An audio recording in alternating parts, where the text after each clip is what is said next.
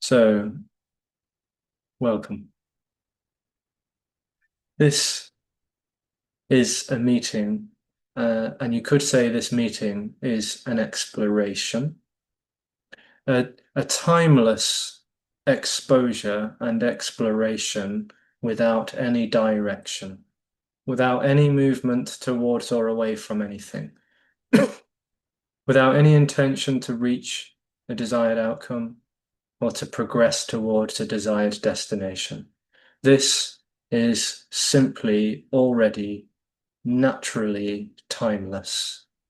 There is no before and after this. There is no more or less this. There is no higher and lower, really, of this. There is only this. This is nothing apparently happening. There is nothing to define or describe or comprehend or to objectify and pin down. There is only this, which is really nameless. So no word that is uttering right now is actually really elaborating on that. We could call this an exposure in a way and an exploration in a way, but there is no elaboration or description to this appearance, which is total, absolute, unconditional, boundless, free. Because being absolute and boundless and free, unconditionally so, nothing else other than that. There's nothing else other than that. So there's nothing to step outside of this, which is total, to actually really describe it, to really accurately or inaccurately talk about this. This is not an object to be talked about. So no description is really on offer. There's just a play, really. This is a play of energy, you could say. Hopefully that word's not too misleading. But this is kind of a play of energy, being shapes and forms and sounds, being bodies, being organisms, being words, vibrations, frequency, and whatever else. But none of it is actually coming from anywhere. No, there's no origin or foundation. There's no source. There's just nothing. It's all nothing. And that's not some kind of black empty void where this infinite space lives. There's nothing to describe. It's all of this is absolutely nothing apparently happening. So it's unthingable. It's unthingable. And any perception, any idea, any imagined thing that appears is this taking that on, you could say. It's this being ideas and thoughts and abstractions and analysis. It's this perhaps as well appearing as an attempt to get somewhere or to understand something, to try and make a process out of this, which is, of course, just as much freedom as anything else. But the suggestion is that that never really leads anywhere, because where would it get to? What would it get to? What would be achieved in understanding non-duality or anything else for that matter? So timelessness, boundlessness, absolute freedom. And in timeless, boundless, absolute freedom, relativity can appear, relationship can appear, separation, conditionality, finity, limitation can appear. It's free to do that. It's free to appear as that rather, not really do that, not become that. There can seem to be within this, beyond gargantuan hall, a perception, a reality, an artificial reality. That which is totally natural can appear to be artificial. That which is totally absolute can appear to be relative. That which is totally unconditional can appear to be conditional. And so this, which is totally all, can seem to split. It can seem to divide. It can seem to separate and piece out, and not piece out like that, but pieces out. And this can seem to appear to be split, distant, separate, etc. And in that is a reality, quite a miraculous reality, I might suggest, of a child which has, in a way, energetically perceived itself to be distant from the mother. And we can talk about the mother as a sweet, metaphor of the absolute, the divine, the beloved. And we can talk about it in a literal sense, when the child is when the umbilical cord is split from the mother physically. This is kind of a symbol of separation. Of course, it doesn't initiate separation, but what can seem to happen in that appearance is kind of like an energetic umbilical cord is snipped, and in that grows a perception that I am, and that she is an object to me, one that I relate to, one that I hold dear and close to my heart, or maybe one that I push away. And in that is kind of like a cosmic existential umbilical cord that seems to have split. And in that reality, all of these other perceptions seem to grow. The perception of being a person, separate, identified perhaps with or without body or mind or thoughts, etc. All things seem to be objects suddenly, and that which is separate from them seems to be the subject. And in that also grows the misconception that time is an object. And when it seems like time is an object, it seems to be continuous. So I, the separate self, am moving through time. And I, the separate self, am moving through space. So I am here and everything else is there. I am now and everything else is then. Everyone else is then. And also grows the misconception that I, the separate self, am in control here. I am choosing how to behave. I'm choosing how to think, feel, speak, how to be, who to be, what to be. And this energy is really just boundlessness in disguise. It's boundless energy in disguise. It's boundlessness taking on an appearance of boundedness. And in that, no separate self can be found, no matter how much the stories seem to convince that energy otherwise. There's no one there. And in that condensedness or concentratedness, or perhaps even contractedness, is a sense that something is lacking, something is missing, my mother. So I look for her. I look for the Divine Mother in everyone and everything. I look for it in every relationship, in every person that I relate to, however subtly or grossly, whether it's romantic or friendship or teachers or associates, colleagues, etc. It's like I'm always trying to find my mother in a person. I'm always trying to find my mother in a place. I'm always trying to find my mother in a substance, an object, a possession. Even the next meditation, the next high, the next experience. I'm looking for that maternal embrace in a thing, and I can never, ever know her. But all the time I seek in my dream of individuality, separation and autonomy and continuity and cause and effect. All the time I'm seeking. I'm always on the move, always trying to get back to that and relate to it.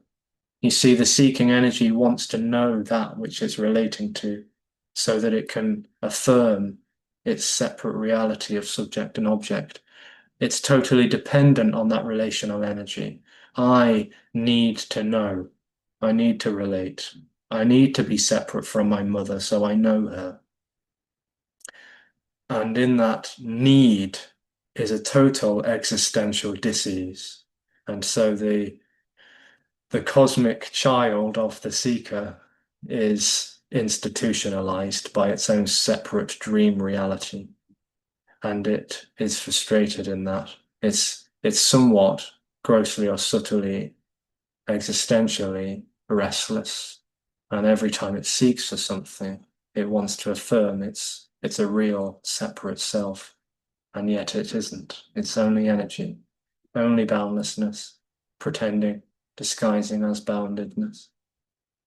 And so it looks everywhere and anywhere, anything, anywhen, anyone.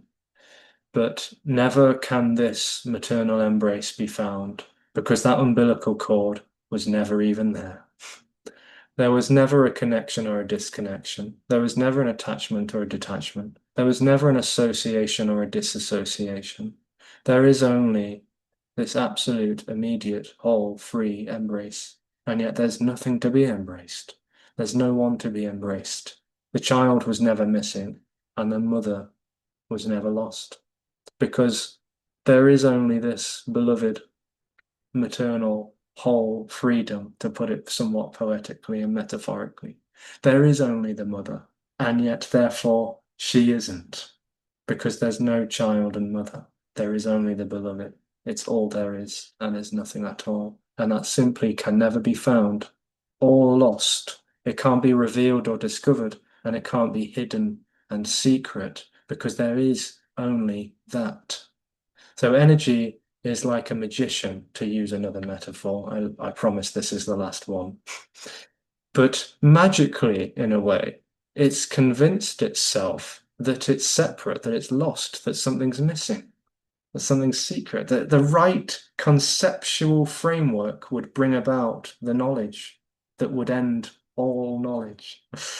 Or that if Alexis or whoever else words this articulate enough, or poetically enough, precisely enough, sharply enough, directly enough, uncompromisingly enough, then this will be freedom. There's no then. There is no then. There is only freedom, with or without looking for it. And it's that damn simple.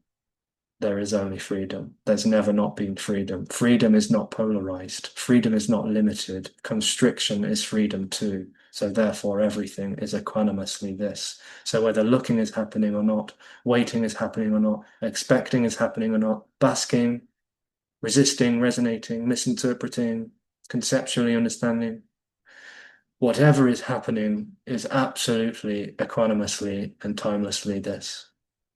And that's the unconditional love part. Because it's all unconditionally, lovingly this. No right or wrong way to be, no right or wrong way to go. Because there is no going or coming or becoming without change, without continuity. This is already home.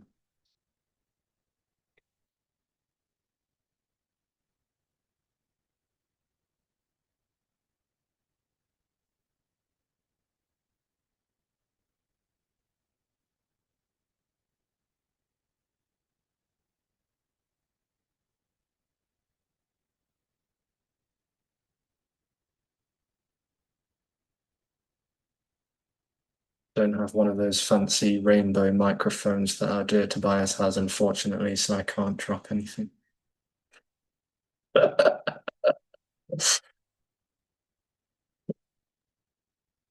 It's a beauty, isn't It is quite something. it?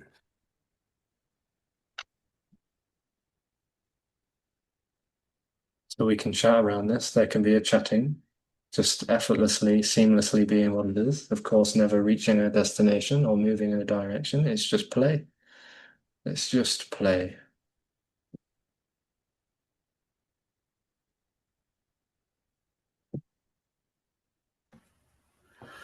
Hi, Alexis. Hmm. I just wanted to kind of comment on.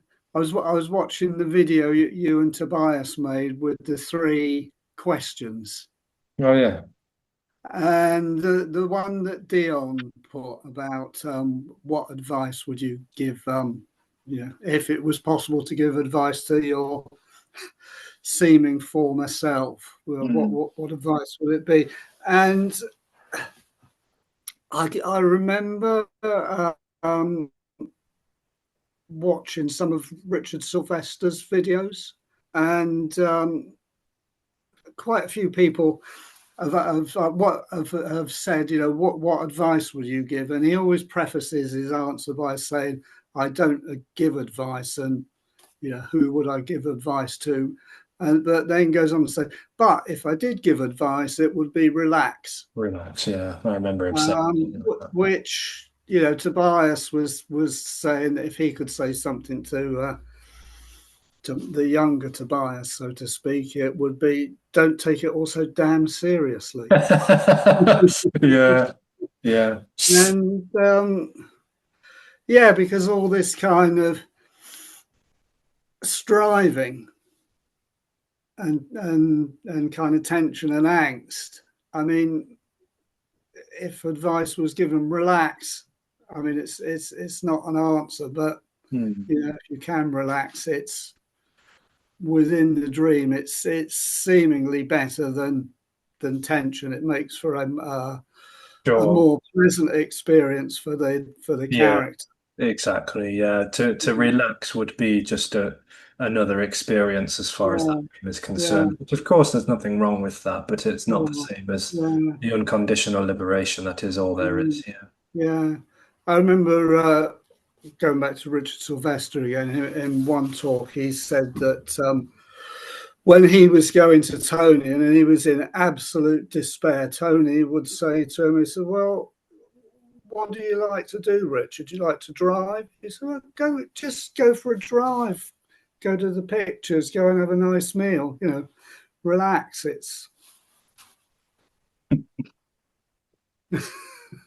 There's more wisdom in that than people think, huh?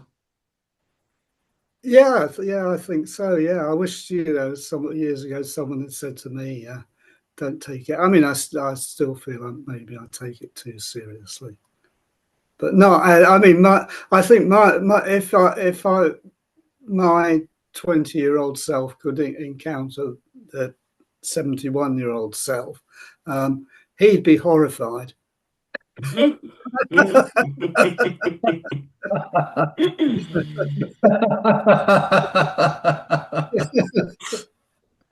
Oh, Yeah, just to be clear, we were speaking highly poetically there. I mean, Oh there isn't yeah, the yeah, idea of sure. giving advice. Oh, I mean, you Yeah, appreciate that, don't yeah. yeah, sure. Yeah.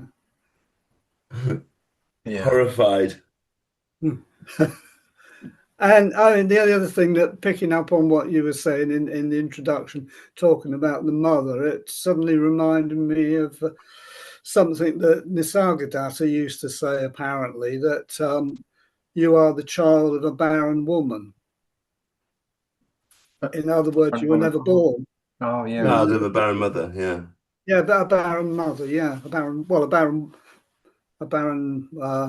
mother's a bit of an oxymoron. A barren Well, woman. that's the point. That's the point he's making. Yeah. Sure. Yeah. Yeah. Right. Yeah. Mm.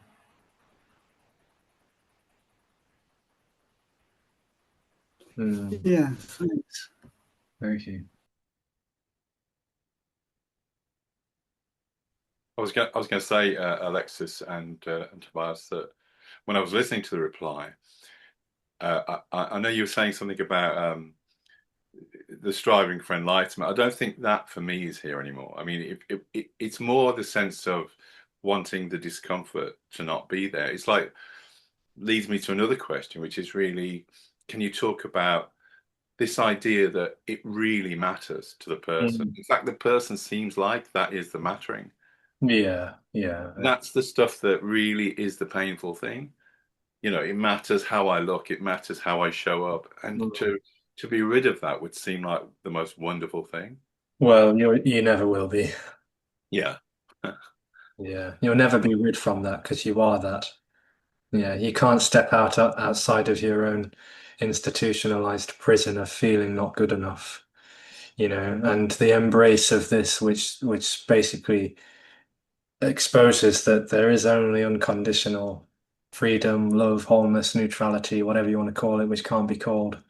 It's so open and loving that prison, which there's no one in, feels terrified and threatened, like because there's no one even in the prison. It's just a prison, and that's not even real either. So it can't even hang on to the notion that it's even there. It's so totally free already. Yeah, but Yeah, but really, this is where like mindfulness and psychology come in because they offer an altered shape to the prison or an Mm. altered, you know, exterior and interior. Like let's make the bars, let's cushion the bars with, furry pink pillows and stuff and make it like really cozy but it's not actually exposing the heart of the matter, which is that there is no one and nothing is wrong and there is no doer, so nothing ever went wrong or right, and this is already whole. yeah, and it's funny when you were talking about the mother and child there. I remember one of my earliest memories as a very, very young child was what happens if mom isn't there, and it was this incredible terror, and it's Yeah. always stayed with me. I mean, it's strange that that should come up because it's the same kind. It feels like it's made of the same stuff. Mm, Wow. Mattering, that incredible mattering, that terror. yes. Yeah. Yes, mattering and terror do seem to be often very interlinked, if not the same thing.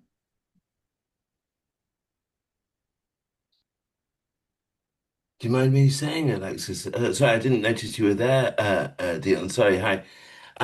That's just such a beautiful thing you just said, like it just comparing. I mean, that's quite a leap. I hadn't thought of that. Comparing like that a visceral experience of, oh my God, what happens if my mother's not here? To the like experience of and the Divine Mother is the Divine Mother of the universe, often seen as all that there is, and to correctly identify that as a similar experience and tonality of the fear of not mother not being there and the fear of me essentially not being there, or all that there is not being there, is a beautifully identified visceral point. That's really nice. I get what you're saying.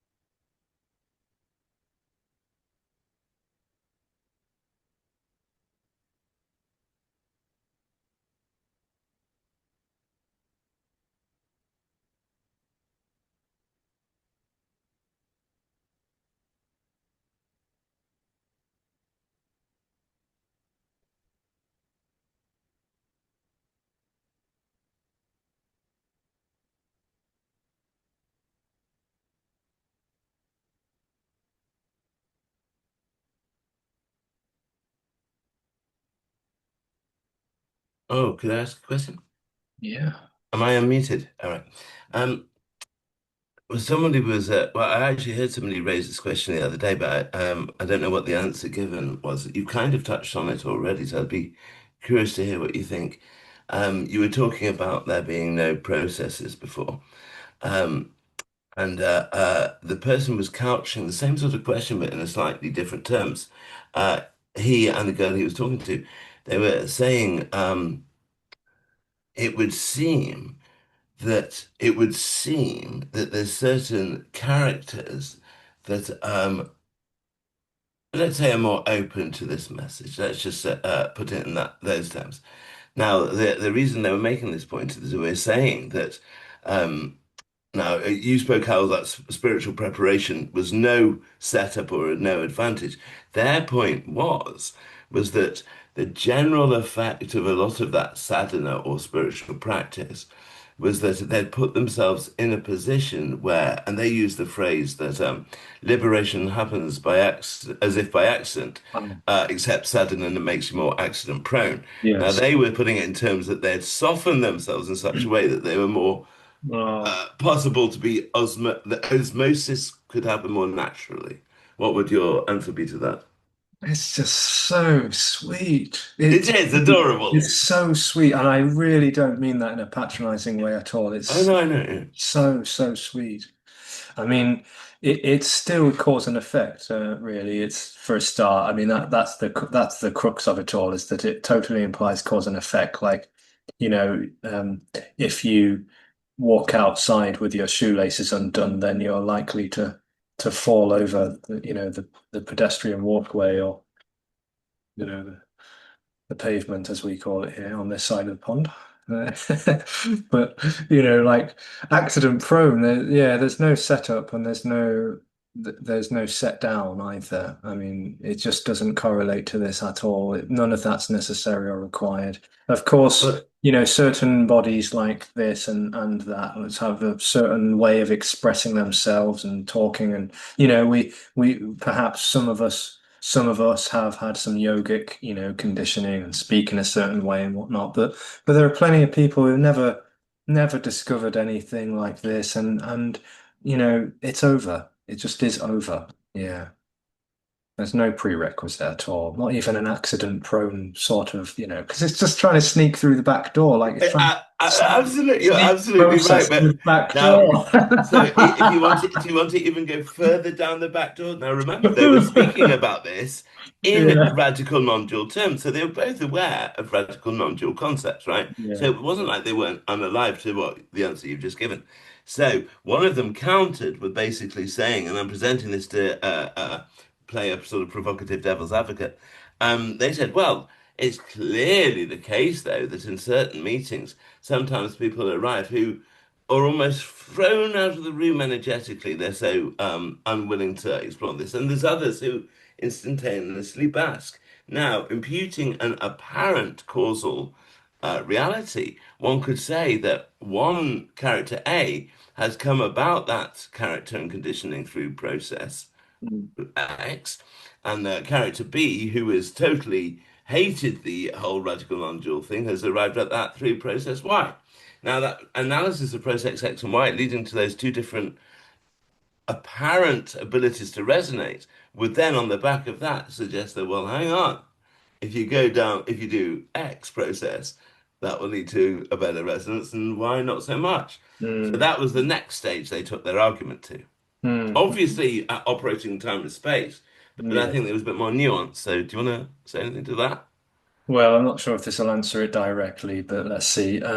So the stories are superficial. They are irrelevant totally for a start. It doesn't matter whether you are spiritually inclined, scientifically inclined, religiously, or existentially, or whatever other way you could be inclined. Those stories are just surface. They're superficial and they mean nothing. They have no significance. It would seem to be underneath that again to suggest dimension, but there we are. Mhm. There's an energy which feels itself to be somewhat, concentrated, densely formed, and densely solidified. And in that, of course, this is another story, stories upon stories. Here we go. That there's a kind of degree in the appearance of how tight and wound up that energy seems to be. And it seems like there can be a cracking of that, which, I can't say it enough how much this is not real. Right? It's like none of that has any reality to it whatsoever. So, some people will obviously bypass And didn't put it those didn't things. happen either. Yeah, but it can seem like that can crack. But it's an impersonal openness and receptivity, and it would seem to be an impersonal readiness to suggest cause and effect too. Again, but there's this energy, and some bodies it seems like that's just naturally allowed to express as contracted or not, and others it's too in its own experiential hanging on to ever hear or ever even come close to this, which is exposing that contracted or not is all equally free. Yeah. That's very good. I think you found the exact fine line there. That's And beautiful. Beautifully put.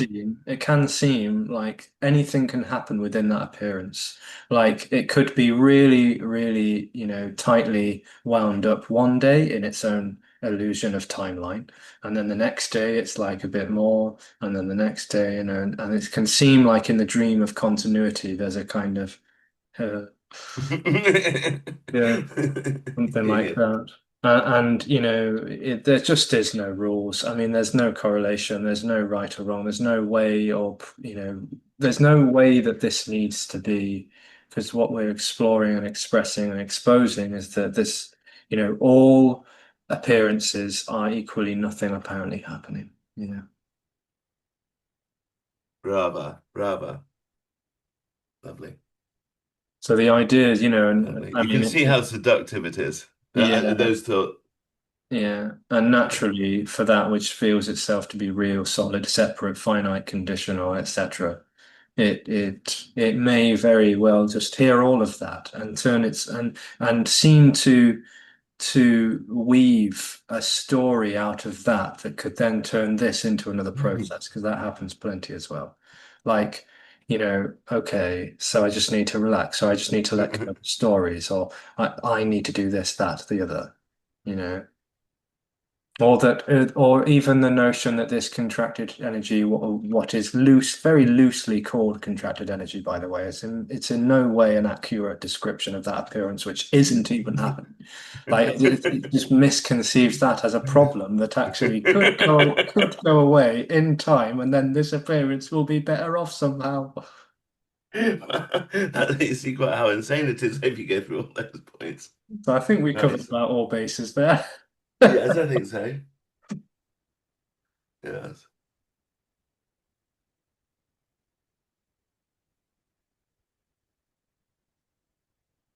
I mean, it just can't be talked about, and yet talking is happening, But apparently. the best line I heard you say regarding that, to put it in one succinct sentence, is there's nothing can cause the end of the dream of cause and effect. I like that a lot. Yeah, yeah. Okay.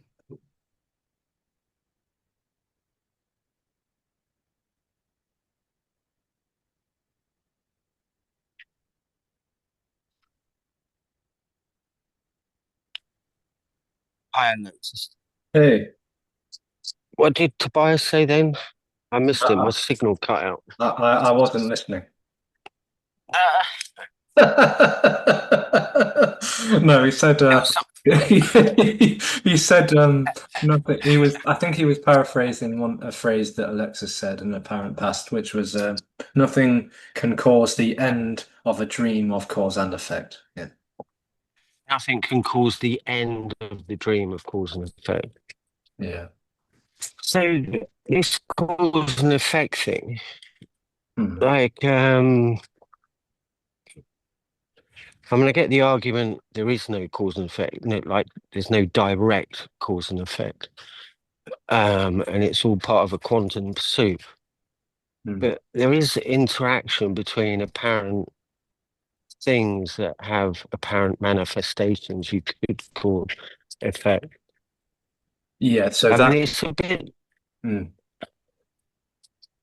Go on. That that Yeah, statement go on. there, that statement there is the very way in which the separate artificial reality perceives everything.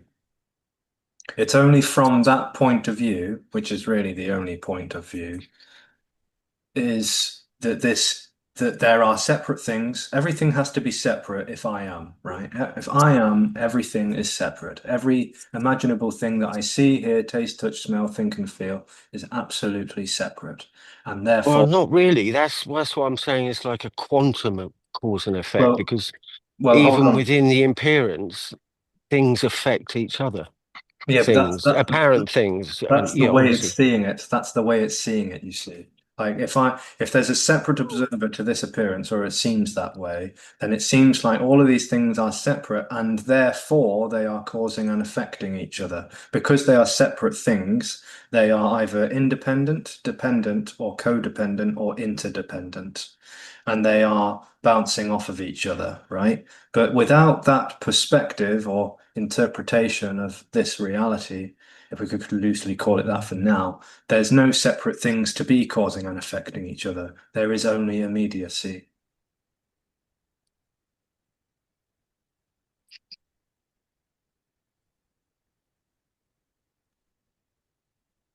Can you hear me? Yeah. Yeah. I don't think that can be understood by the me. Well, of course not. No. If it was understood, it would be a separate thing, and therefore it would live in the reality of separation, cause and effect. But immediacy can't be conceived or comprehended because it's not distant to be comprehended or conceived. It's all there is.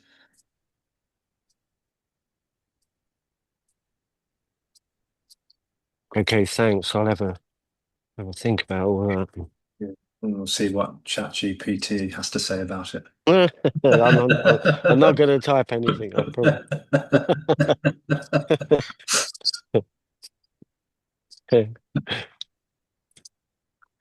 Right, so Enjoy yeah. your walk through the woods. It looks gorgeous there. Thanks. Yeah, I'm just having a little rest. Just sat down in this little grove of trees.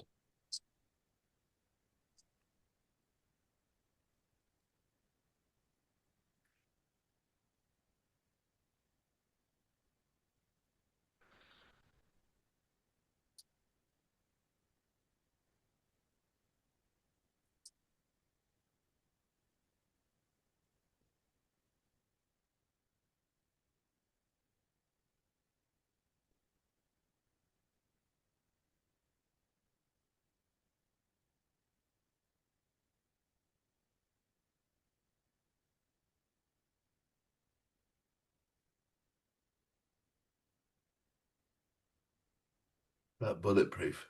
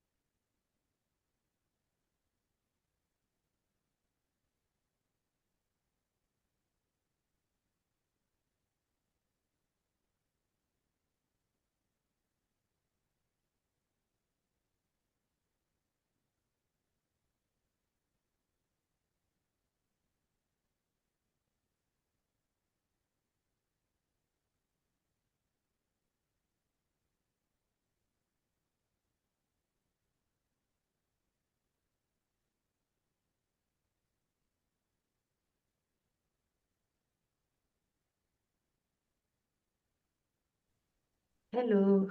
Hi. Um, I just would like to comment a little and then hear you back. Hmm.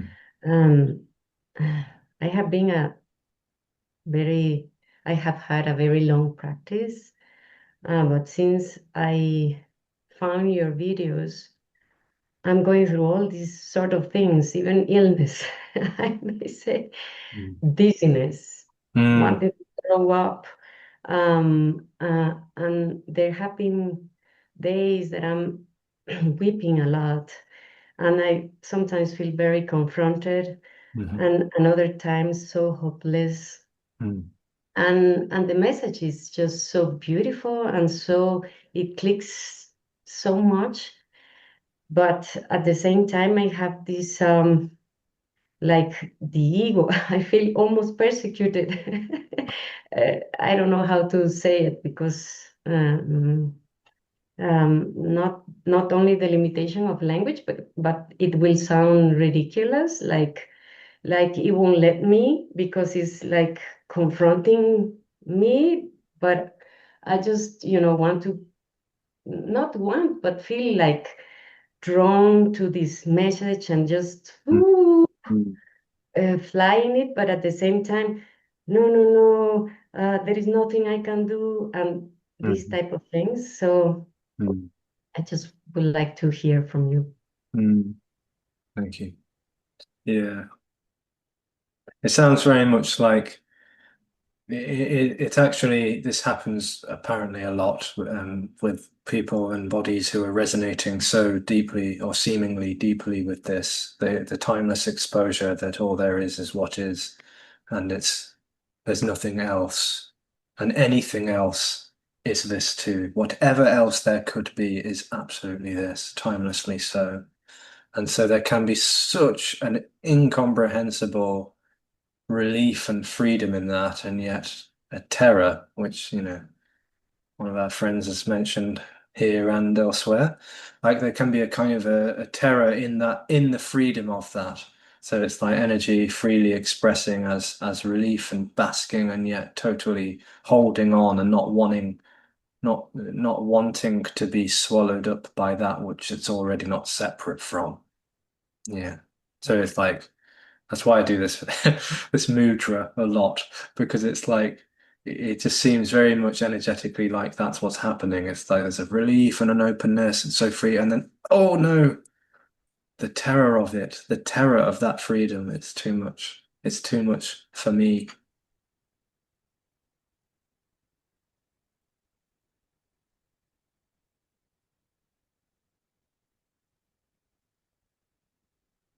And well, I know there is like nothing specific to do, but it is like this. Well, you describe it very well, like this dichotomy or contradiction of feeling very free, and there is just this ah, and with no one appearing to be looking at it, just the awe. And then next moment is like, um, and so like sometimes I almost feel that I'm getting crazy. Mm. It's the play of energy, really. That's what could be said. It's the play of energy, seemingly. Of course, it's already not really timely. Like there's no real before and after. There's no next moment where it's like this and it was like that. It's like even that falls apart. And yet it never fell apart because there's no continuity for anything to fall apart. So, but it's the play of energy, simply. Timeless play of energy. That can seem to percolate. And that's part of the dream, of course. It has to be said that's part of the dream because it's, to suggest there can seem to be a percolating is also talking in terms of timeline and continuity. But in that expression, there can seem to be a percolating of this.